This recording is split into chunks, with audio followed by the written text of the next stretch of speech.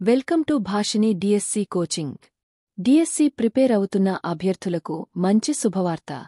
చాలామంది ఫేక్ వీడియోలు అంటూ కాలయాపన చేస్తూ కాలాన్ని వృధా చేసుకుంటున్నారు. అటువంటి వారి కోసం మైండ్ బ్లాక్ అయ్యే న్యూస్ మీ ముందు ఉంచుతున్నాం. దయచేసి ఈ వీడియోని చివరి వరకు చూడండి.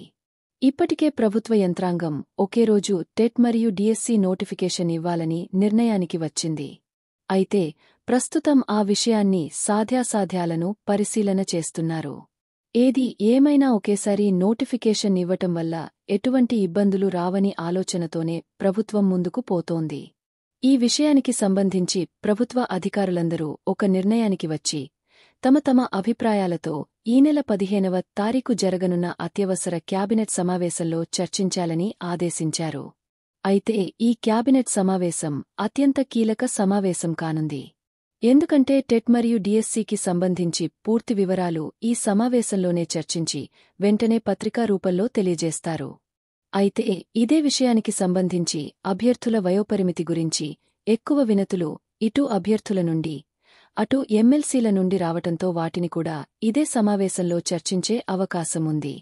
ఈ సమావేశంలో మరికొన్ని అంశాలు అంటే తల్లికి వందనం, అన్నదాత సుఖీభవ, కొన్ని కీలక ప్రాజెక్టు పనులు మొదలగు అనేక అంశాలు కూడా చర్చించే అవకాశాలు ఉన్నాయి. వీటన్నిటితో పాటు మెగా డిఎస్సికి కూడా ఆమోదం లభించే అవకాశాలు ఉన్నాయి. కాబట్టి అభ్యర్థులందరూ అపోహలను వీడి మీ యొక్క ప్రిపరేషన్ వేగవంతం చేసి ఈ పోటీలో విజయం సాధిస్తారని ఆశిస్తూ మీ భాషిని డిఎస్సి కోచింగ్.